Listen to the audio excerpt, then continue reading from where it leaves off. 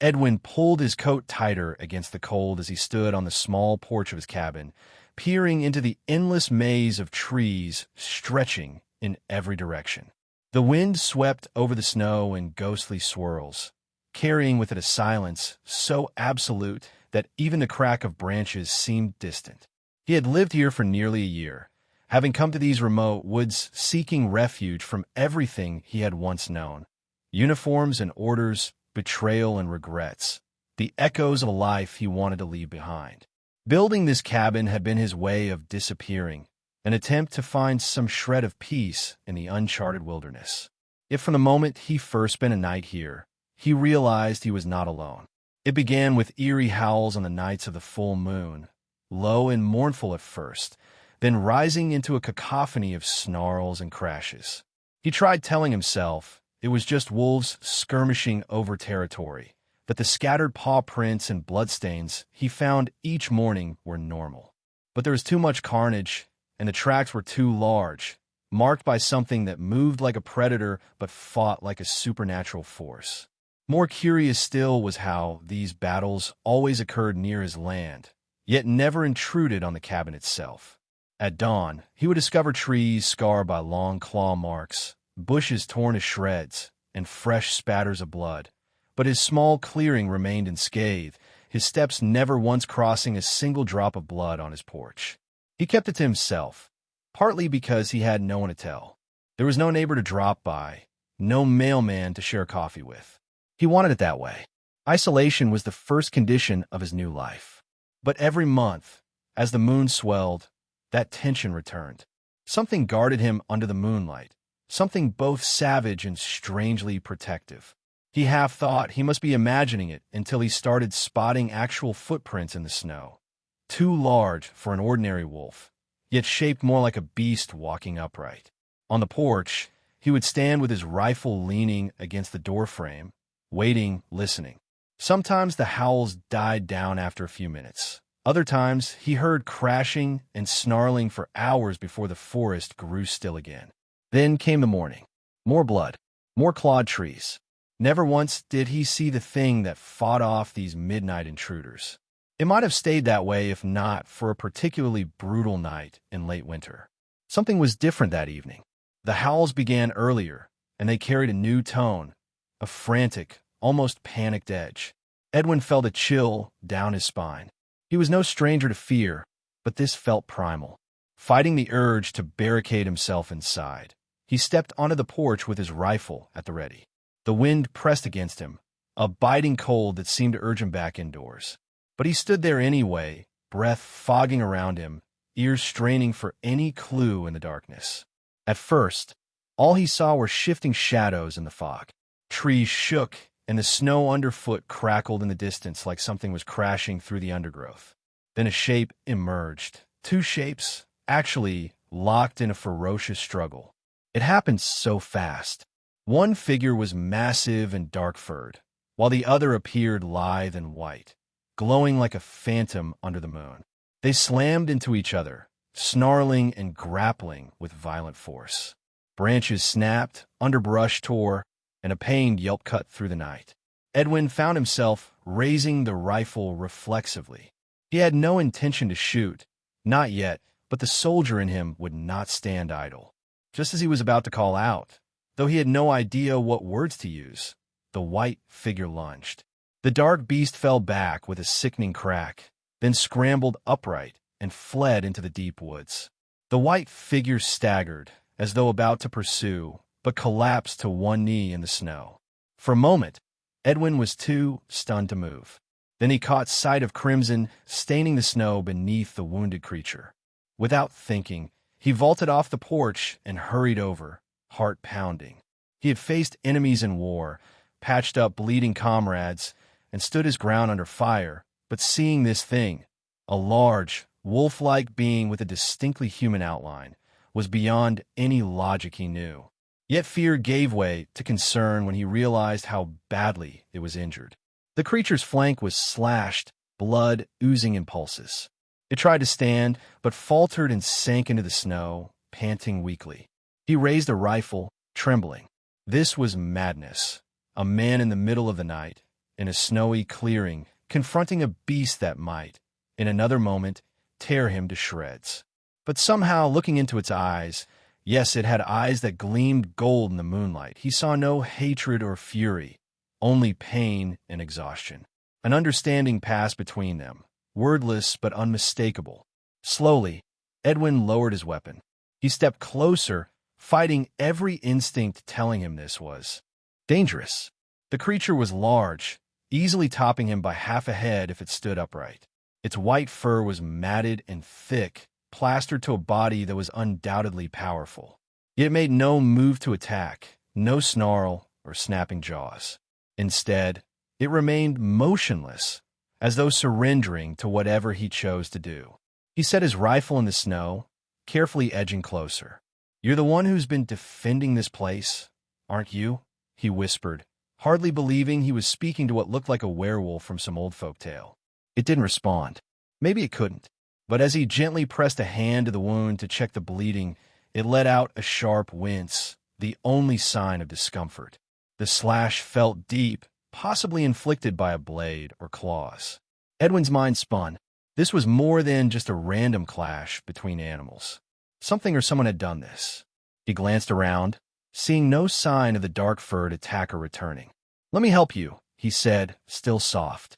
The werewolf, he could think of no other word, stayed silent. The creature didn't jerk away, nor did it attempt to stand. That was all the permission he needed. Gritting his teeth, he pulled off his coat, wrapping it around the wound to slow the bleeding, then braced himself to lift. The beast was heavy, nearly staggering him. He managed to drag it upright enough to carry it, albeit with difficulty. A muffled whine escaped its throat, and he tightened his arms around it, mindful of the damage. Though his mind screamed that this was suicide, fear gave way to an odd sense of responsibility. Over the past year, he had grown strangely comforted by the idea that something was out there, watching his home, fighting off threats. Now, that unseen guardian needed him. He wouldn't abandon it. Step by arduous step, he trudged through the snow until they reached the porch. Ramming his shoulder against the door, he maneuvered inside, half kicking it shut behind him.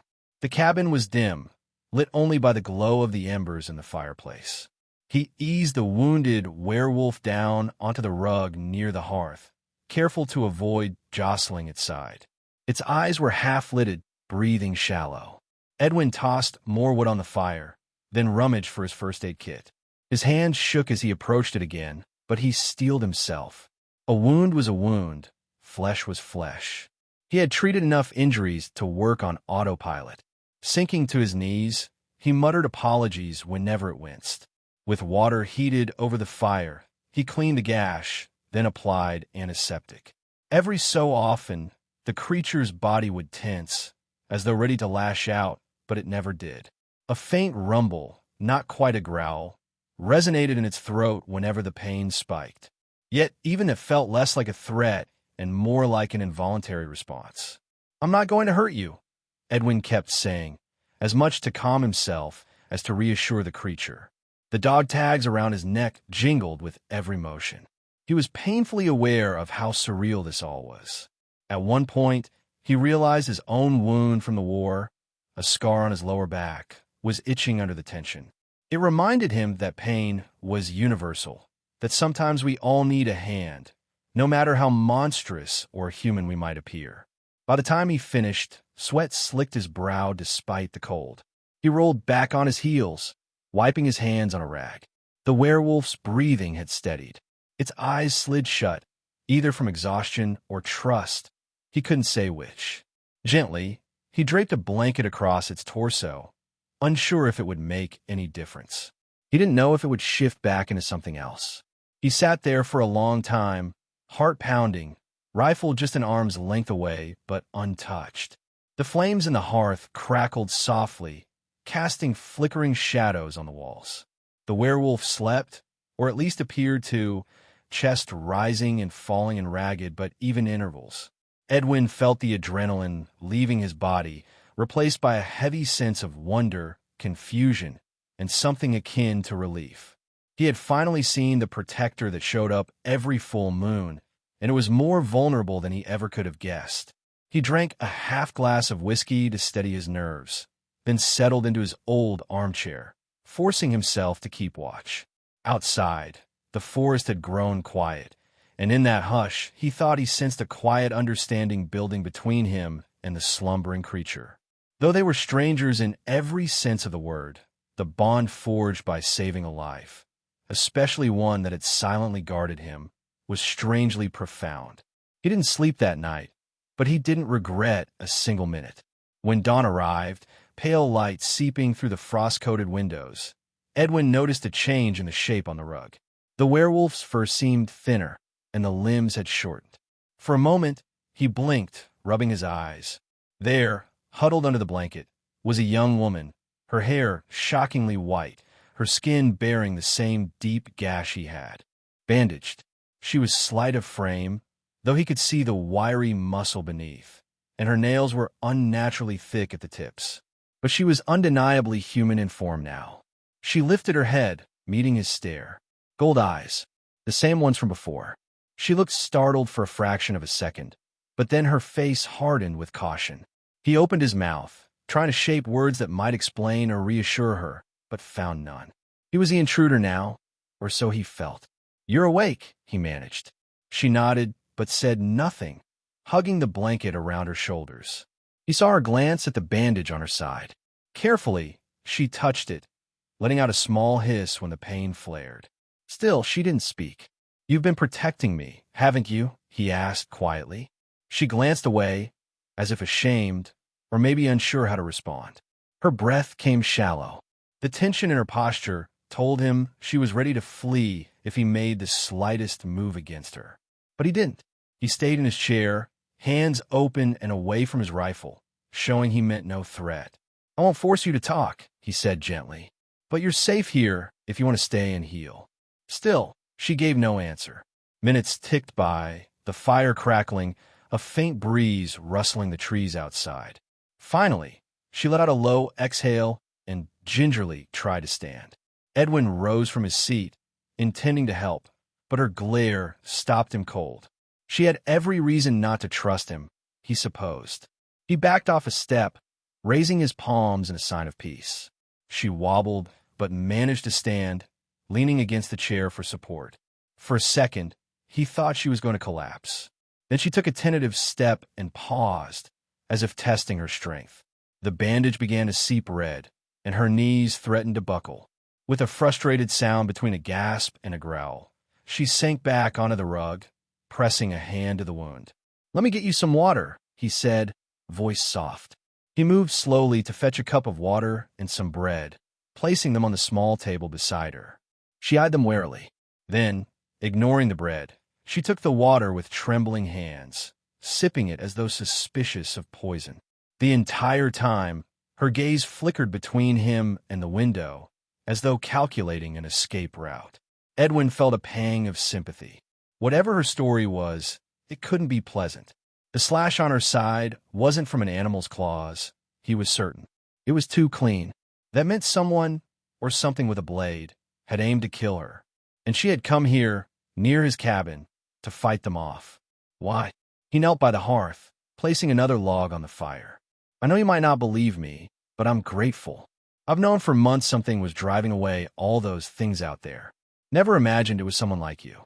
But thank you." No response. He wasn't sure if she even understood. Her posture remained tense, but at least she wasn't running off into the cold. For now, hours passed in a strange truce. Edwin busied himself with small tasks, tidying up, checking the perimeter from the windows, making some stew from the venison he had stored. She remained mostly in place, dozing or simply resting, occasionally sipping water. Every so often, she would inhale deeply, her sharp eyes scanning the room as if memorizing every detail. Eventually, the sky outside turned dim once more. He lit a lantern, the soft glow casting them both in a pool of warm light. The storm outside intensified, wind rattling the window panes. Edwin was about to offer her a bowl of stew, but she turned sharply toward the door, her eyes narrowing. He froze, following her gaze. Footsteps crunched in the snow. Humans by the sound of them, though it could be someone else. That was enough to put him on alert. He stepped over to the corner, retrieving his rifle. She rose too, with difficulty, clutching the blanket around her. A sharp knock rattled the door. Edwin's heart pounded. No one ever came here. He cast a glance at the woman, and she shook her head slightly, as if warning him to stay silent. The knock came again, followed by a voice calling out, a man's voice demanding someone open up. Edwin looked back at her. Her face had gone pale, lips pressed tight. She was terrified, or maybe furious. Without a second thought, he slid the bolt on the door, leaning close. "Who is it?" he shouted. No answer, just another bang. She limped toward the window to peer out, then quickly darted back, eyes blazing. She gestured for him to move away from the door. He complied, stepping aside. A moment later, the door was forced violently, splintering under some heavy blow. It flew inward, revealing two men clad in dark coats, rifles raised. They looked paramilitary, their eyes scanning the interior. Edwin's soldier instincts took over. He raised his own rifle, barking, "Stop right there!" But one of the intruders already spotted the white-haired woman and leveled his gun. She scrambled away, heading toward the back of the cabin. The second intruder pivoted toward Edwin and fired a shot that grazed the wall. Splinters rained down. He ducked, returning fire. The bullet caught the intruder in the shoulder, spinning him around. The man cursed, dropping to a knee. The other one lunged inside, ignoring Edwin, and rushed after her. Adrenaline surged in Edwin's veins. This was no random attack. These men wanted her. He pressed forward, stepping over the first intruder. The man spat blood, muttering curses. Edwin kicked the intruder's rifle out of reach and advanced to the other room, heart hammering. Through the flickering lantern light, he saw the second man grappling with the woman. She tried to fight him off, but her injuries slowed her. He had her pinned against the wall. "Let her go," Edwin roared, swinging the butt of his rifle. The blow struck the man's back, sending him off balance. The woman, half transformed in panic, claws elongating from her fingertips, slashed across the man's face. He howled in agony, reeling away. Edwin threw himself between them, aiming at the intruder's chest. But the man was too quick, lunging sideways. Another gunshot tore through the cabin, punching a hole in the wall. With chips rained down, the woman stumbled, grabbing her wounded side, eyes alight with pain. In the confusion, the intruder realized he was outnumbered. He barked something into a handheld device. Edwin caught only a snippet about hybrid located and fallback. Then he smashed through a window, diving into the snowy darkness. Edwin rushed to the broken window, scanning for movement, but saw nothing but swirling snow and black night. The first intruder had vanished too, leaving behind only a trail of blood. Heart in his throat, he turned back to the woman. She stood there shaking, one hand pressed to her side. Her claws, still elongated, glimmered faintly. Her breathing was ragged. Anger flared in her golden eyes, but also fear. Slowly, the claws receded, her features returning to a more human shape. "You okay?" he managed, stepping closer. She refused to meet his gaze, trembling. Frustration built in Edwin. He needed answers. Who were these people? Why were they after her? But he could see she was in no state to talk, even if she were willing. He touched her arm gently, uncertain if she would snap at him. She tensed but didn't pull away. Then, suddenly, she turned toward the door and bolted outside into the night. "Wait," he shouted. In 2 strides, he was at the door, rifle in hand. She was already limping across the clearing, moving surprisingly fast for someone injured. The wind whipped snow across her path. Did she think he would betray her, or that staying would only invite more danger? He hesitated, torn between letting her go and stopping her. But he couldn't just let her wander off, wounded into those men's hands. Gritting his teeth, he followed, though it was difficult to see more than a few yards ahead. At first, it was only footprints and a faint shadow. Then the footprints vanished. She must have shifted more fully, walking on 4 limbs, or found some path he couldn't track. He shouted her name, though he didn't know it, just calling into the darkness. No answer. The swirling wind snuffed out his voice. For a long moment, he stood there feeling foolish and desperate, scanning the tree line. White fur, white hair, white figure. Any trace of her had been swallowed by the storm. Reluctantly, he returned to the cabin. Broken door, shattered window, blood smeared on the floor. His mind raced. She had been here, and so had those men. They had asked for no explanations, given no warnings, just tried to seize her by force. That told him enough. Something sinister was going on, and his mysterious protector was in the thick of it. Now she was gone, and he had to decide what to do next. He spent the rest of the night barricading the door and attempting to patch the window, adrenaline thrumming through him. Sleep was impossible. Each time he closed his eyes, he saw the fear in her face. The men had mentioned a hybrid, as if that was all she was, some experiment or property of an organization. If they came back, they'd likely kill him or worse. But leaving felt like running away from the only place he had ever begun to heal. At dawn, he ventured outside to look for clues. Fresh snow had covered nearly everything, but a few tracks remained from where the intruders had come and gone. He followed them a short distance into the woods, discovering a set of tire impressions near the old logging road, half obliterated by the storm. The men must have had a vehicle stashed there, or possibly snowmobiles. He returned to the cabin, silent, uneasy, and decidedly not alone in his thoughts anymore. A decision began to form, spurred by equal parts guilt and stubbornness. He had let her run off alone, but that didn't have to be the end of it. She was out there, likely still injured, maybe being chased. If he did nothing, the next time they found her, she might not escape. As if reading his mind, the radio he'd once considered useless hissed with static. He'd never had much success getting a signal, but the device lit up faintly, rummaging through channels. He adjusted the knob, hearing only the crackle of emptiness until a voice cut through momentarily. Something about a search radius and a directive to keep the perimeter locked down. There was no name or frequency he recognized, but it was enough to confirm his worst suspicions. A group was actively combing the area. They might have the resources to find her faster than he could. His gut churned. He spent the next hours preparing. He packed a small kit, bandages, antiseptic, some rations, a flashlight. He checked his rifle thoroughly, making sure it was in working order. Then, layering up against the cold, he set out into the forest to find her. If he was going to stay here, if this cabin and these woods were truly his home, then he couldn't ignore the woman who had saved his life countless times before he even knew her name.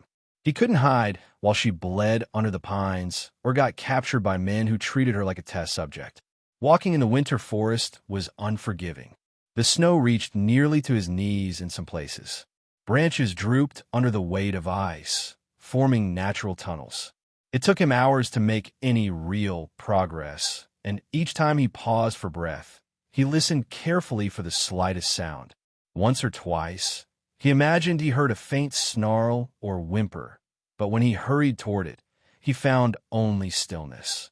Around midday, the sky began to clear, the storm's fury easing. Sunlight glistened off the snow, turning it into a sea of blinding white. He had almost convinced himself this was a fool's errand when he spotted a single drop of blood on a patch of undisturbed snow. Heart quickening, he followed the trail, a faint line of red that led him deeper into uncharted parts of the forest. After another half-mile, he emerged into a small hollow choked with deadfall and boulders. In the far corner, he saw a faint opening in the rock, like a cave or crevice. More blood dotted the snowy path leading inside. Carefully, he approached, stepping over fallen branches. He peered in, rifle raised, calling quietly, "It's me. Are you in there?" No response. But beyond the first turn, he found her. She was curled against the cave wall, half in wolf form again, white fur stained with fresh red. One hand, still more claw than fingers, pressed against her bandaged side.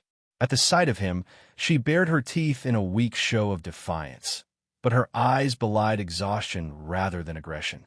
He sank to a knee, lowering the rifle. "Don't move. Let me help," she hissed softly, too tired to do more. Bit by bit, he coaxed her to let him change the bandage. As he peeled away the old one, he realized the wound had opened again, likely from a frantic run through the woods. Silently, He worked using what supplies he had. She trembled whenever he touched the torn flesh, but never cried out. A few times she turned her head away, as if she couldn't bear to look at him, or perhaps at how helpless she felt. "Why won't you speak to me?" he murmured. He didn't expect an answer, but it was all he could think to say as he staunched the bleeding. A flicker crossed her eyes, pain, maybe sorrow. Then her head bowed. When he finished, he sat back against the cave wall.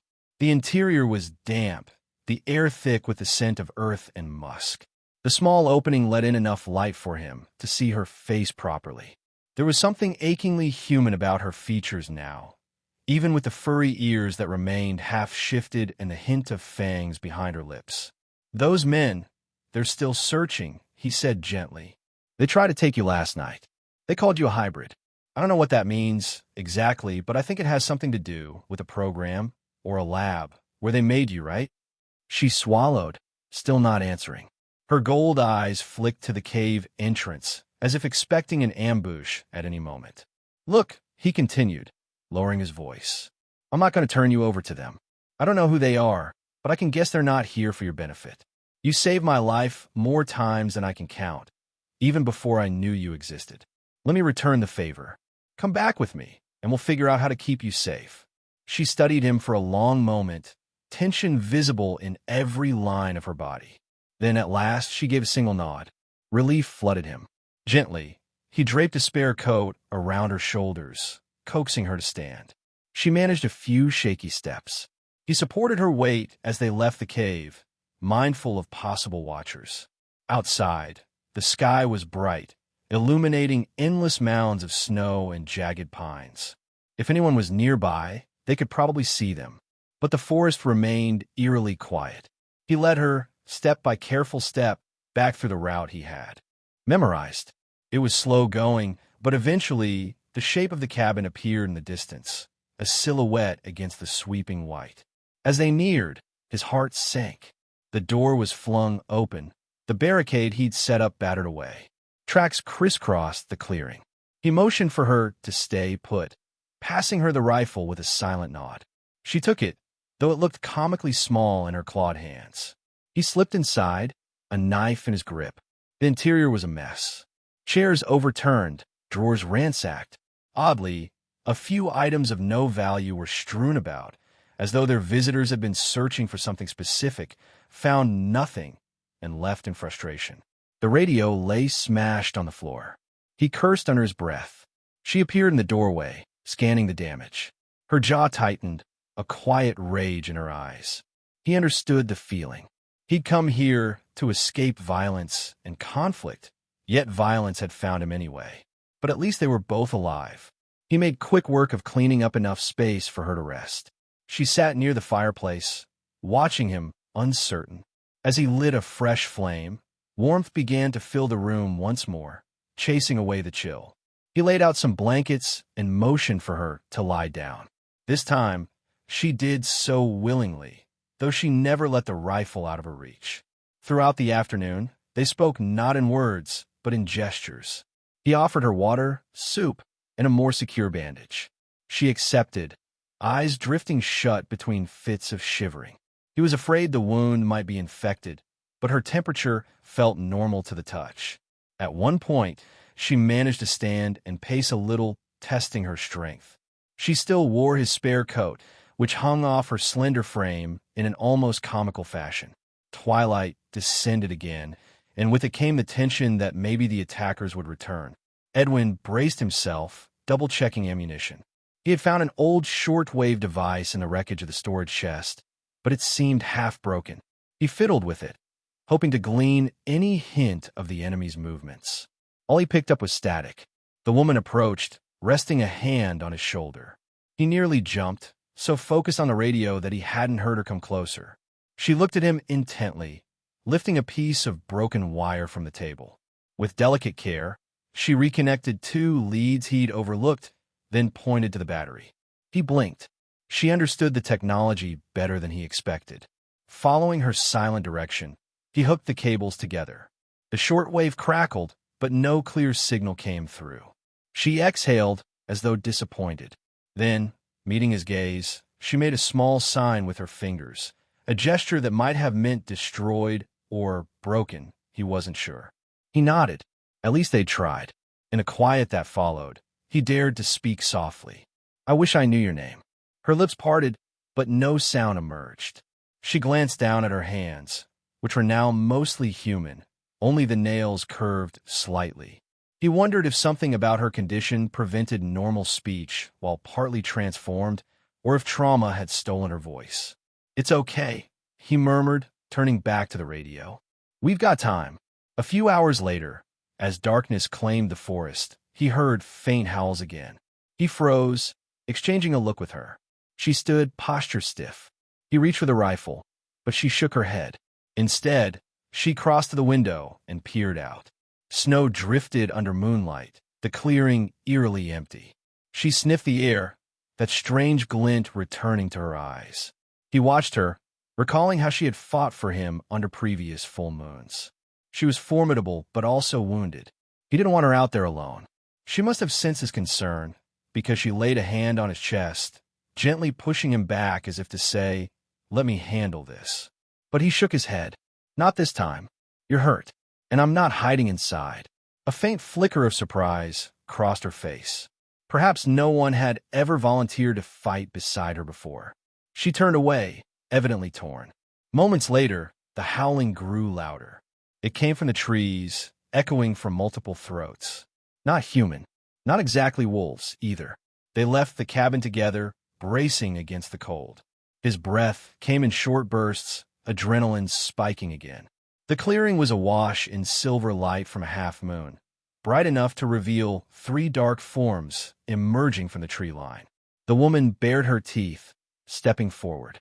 Edwin raised his rifle, heart in his throat. These creatures resembled her lupin form, but carried themselves with raw hostility, muzzles wrinkled and hackles raised. One of them, huge and black-furred, made a sound like speech twisted into a growl, directed at her. Though Edwin didn't understand, the intent was clear. They blamed her, wanted her to submit or die. She answered with a guttural snarl, stepping protectively in front of Edwin. A second later, the largest of the 3 rushed forward. Edwin fired a shot, grazing the creature's shoulder. It barely stumbled. She met the attacker in a violent clash, claws and fangs flashing. The second and third advanced, flanking them. Edwin squeezed off another round, striking one in the leg. It yelped, spinning away in the snow. But the third lunged at him, forcing him to duck. He swung the rifle, but in desperation, connecting with a solid thump that made his arms rattle. The beast snarled, snapping at him. Any second now, it could tear him apart. A flash of white collided with the creature, knocking it off Edwin. It was her. Despite her injuries, she engaged both of the attackers, claws raking through fur and muscle. Together, they overpowered her briefly, forcing her to her knees. Edwin fired again, the shot going wide. The recoil stunned him just long enough for one of them to kick the rifle from his hands.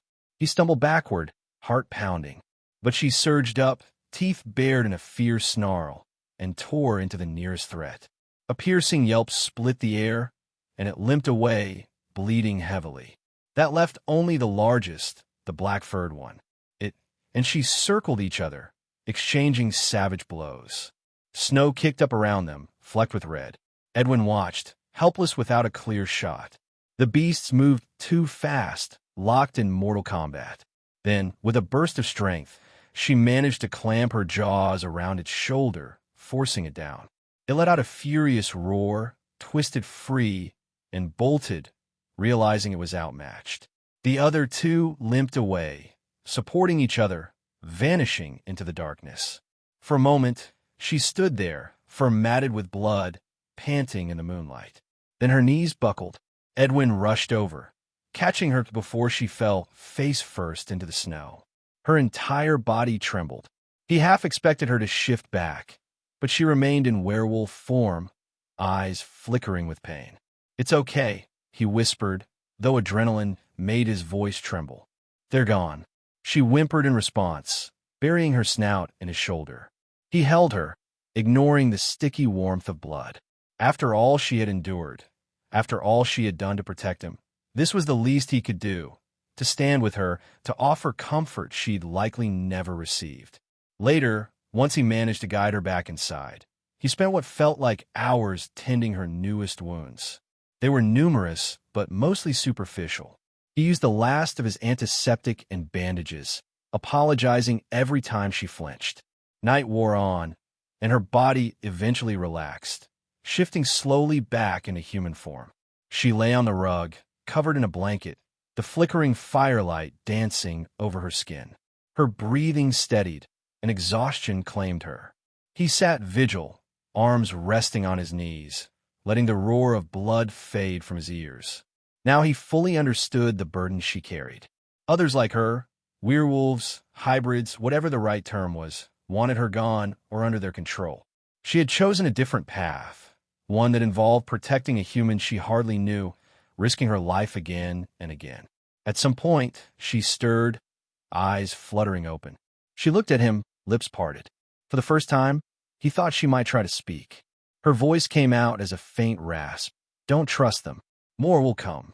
Then she slipped back into unconsciousness, but that shred of speech rattled him to his core. Morning came quietly, the sky going from indigo to pale gray. The world outside glistened, and his mind kept returning to her single warning. More would come. He wondered if she meant the men who attacked earlier, or the werewolves he'd just faced, or both. It didn't matter. The conclusion was the same. The cabin was compromised, and they were all but sitting ducks if they stayed.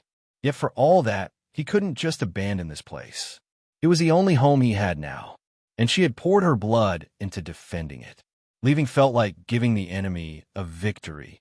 Then again, if her presence here continued to draw them. By midday, she managed to stand, leaning on a makeshift cane. Her wound was healing at an uncanny pace, yet not fast enough to hide the bruises and scabs. He helped her dress in extra clothes he dug out, loose flannel pants, a hoodie, and it struck him how surreal this was, seeing a werewolf transform into a woman who could pass for human, if not for her unsettling eyes and the slight point to her ears. They shared a silent meal. She sipped broth, he ate bread. Sometimes they glanced at one another, the unspoken questions filling the air. Finally, he cleared his throat. "I'm Edwin," he said, placing a hand on his chest. Then, carefully, he extended his hand toward her, as though inviting her to respond with her own name. She hesitated, something in her expression torn between caution and longing to connect. Eventually, she pressed a hand to her own chest. Her lips parted. "ISA," just one word, but it was enough to send relief washing through him. A name was a powerful thing, a step towards seeing her as a person and not just a mysterious guardian. He nodded. "ISA," he repeated softly. She offered a small, tentative smile, like she'd just crossed a line she wasn't sure she should. They spent the rest of the day surveying the cabin, patching the worst of the damage. The door was beyond repair, so they hammered up planks, though it wouldn't hold against a determined assault. The window was sealed with plastic sheeting, blocking the icy gusts. ISA had an alert, restless energy, constantly pausing to sniff the air or glance at the tree line. By mid-afternoon, she pulled Edwin aside, pointing to the horizon. Her voice still raw, she forced out, "Trackers close." He felt the hairs on his neck rise. "How do you know?" She just tapped her nose, then pointed to her ears. "Enhanced senses, of course." She frowned, trying to form more words. "We can't stay. They want me back." "Back where?" He pressed, but she only shook her head. They both realized the next step, to leave or to stand and fight. He looked around at the place that had become his sanctuary, with the walls still scorched by bullet holes and the furniture scattered. It felt less and less like the haven he had imagined. ISA tugged his sleeve, leading him to an old chest half hidden behind a shelf.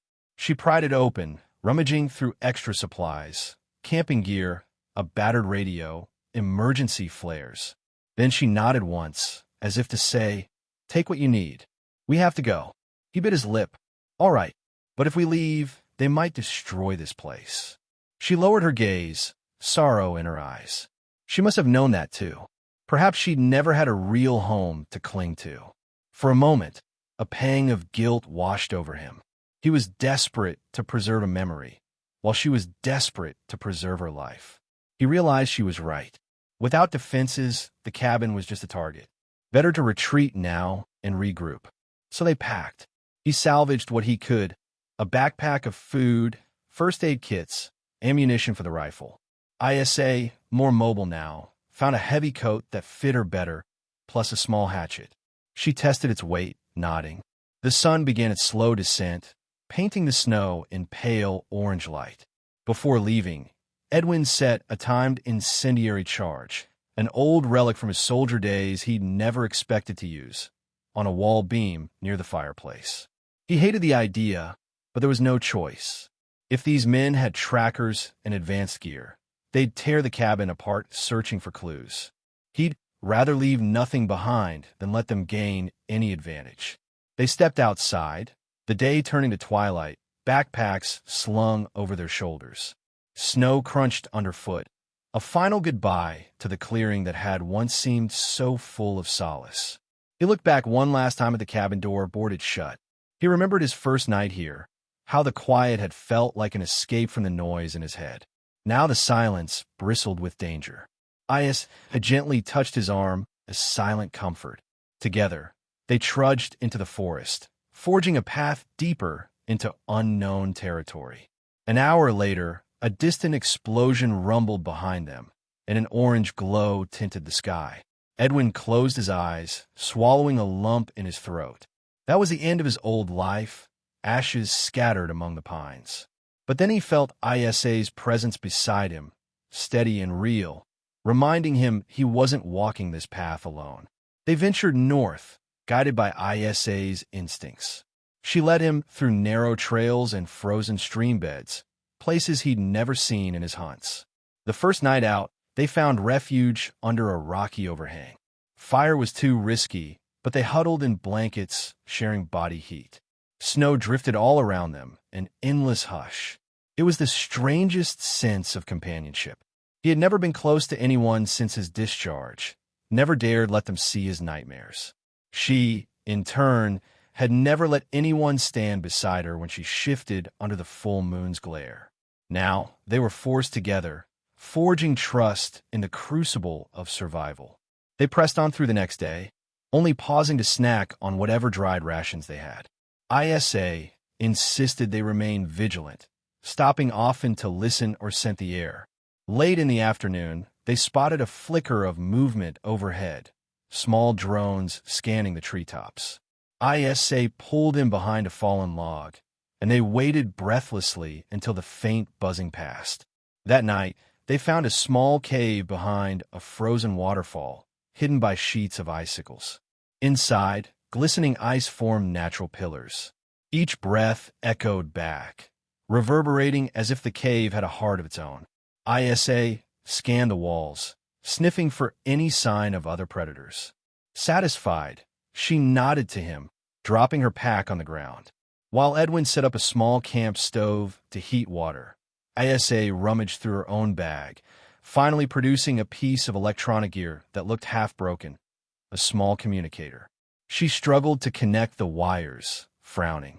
It was clear she had some knowledge of technology beyond what he'd expect from a feral creature. Maybe her creators had trained her that way. She fiddled with the device for an hour, occasionally looking to him for assistance. He could offer only a few suggestions based on his limited experience.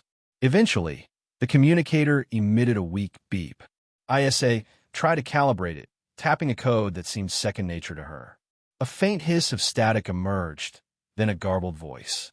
She froze, tension returning to her features. Edwin caught a snippet of the transmission. If you are, do not remain, prime asset compromised. The rest dissolved into incoherent bursts. ISA exhaled, shutting the device off. She closed her eyes, a mixture of relief and dread crossing her face. Someone you know? Edwin asked softly. She pressed her lips together. Old contact. Maybe friend, maybe not. At least she was speaking more, however brokenly. He nodded, understanding that not everything was black and white. So they know you're here. And they're warning you? She nodded. Mark me. Means they want me alive. But they take you too. He set down the stove, letting the water simmer, a pit forming in his stomach. We don't let that happen. She stared at him, studying his eyes. For a moment, he thought she might object, tell him to run. But instead, she reached over and squeezed his hand. It was the first openly affectionate gesture she'd made. Heat bloomed in his chest, and he squeezed back gently. The next day, they stumbled upon an abandoned ranger station perched on a high ridge. Smoke curled from a small prefab unit attached to it. Someone was definitely inside. Hiding in the underbrush, they observed a pair of guards in tactical gear patrolling the perimeter. The short-range antenna array indicated a command post of some kind. ISA's posture stiffened. She whispered, "They're waiting for me." Edwin's heart thumped. She gave him a determined glance, and in that moment, he realized she planned to strike first to break their grip before they could mobilize a larger force. He nodded. They split up, flanking the station. The tension was palpable. He took one guard down with a well-placed shot. ISA ambushed the second, swiping with claws that tore through ballistic fabric like paper.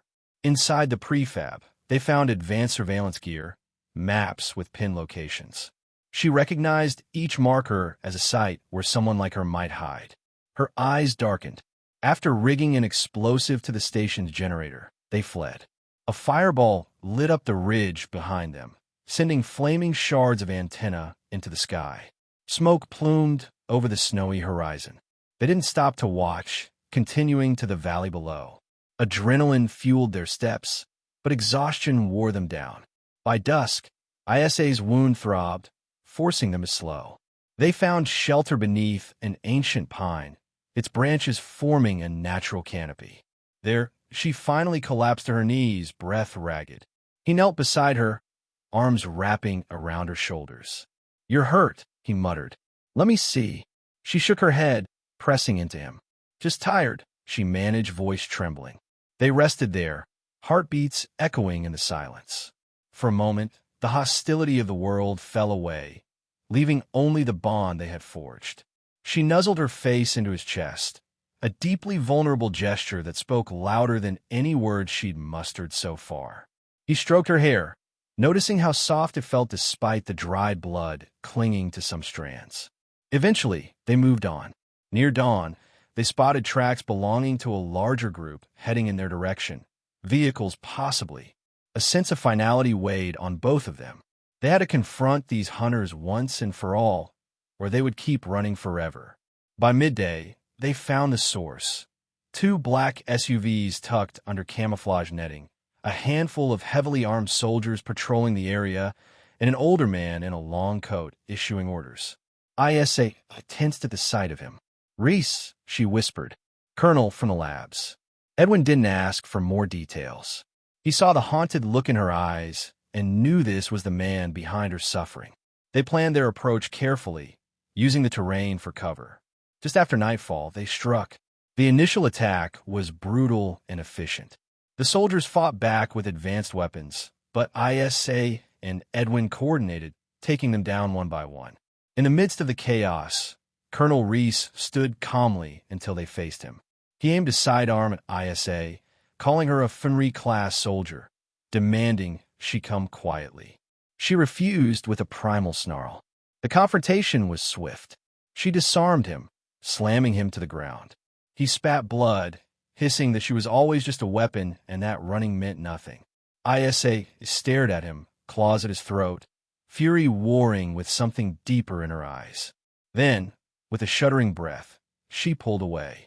She wouldn't become the monster he had tried to. Make her. They left him and the wreckage behind. Maybe reinforcements would come for him, maybe not. It no longer mattered. He could no longer hide in the shadows, and ISA was free from whatever hold he'd had on her.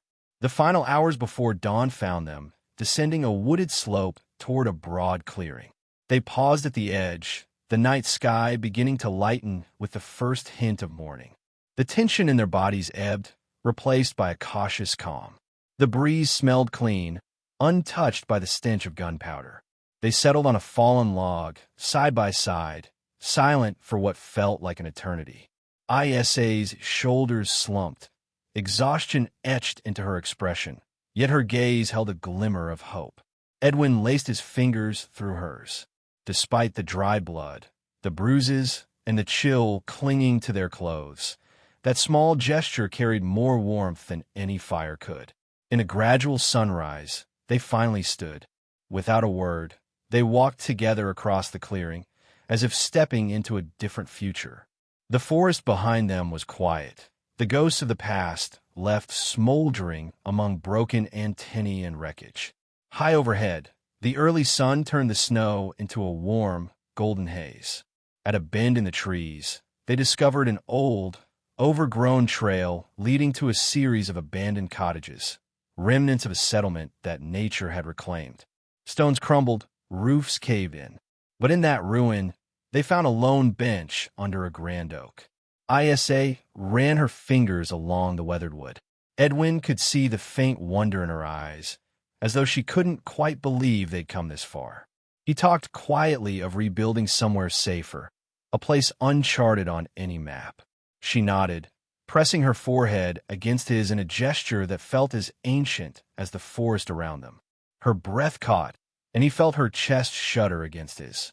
They sat on the bench, hand in hand, watching the sunlight filter through the oak's branches.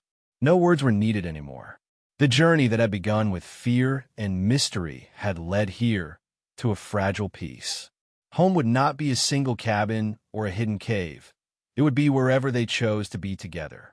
When the sun climbed higher, casting away the last traces of night, they rose to their feet, sharing a look of mutual understanding. Every step away from that clearing took them further from the horrors that had nearly consumed them both. And every step they took together reaffirmed the quiet promise growing in their hearts, that after all the full moons, the bloodshed, the nightmares, they had found a reason to fight beyond mere survival. They had found one another. Wordlessly, they left the abandoned village behind, forging a path toward distant hills. Snow glinted like shards of diamond under the morning sun. Isa squeezed Edwin's hand, and he squeezed back, neither speaking because there was no need.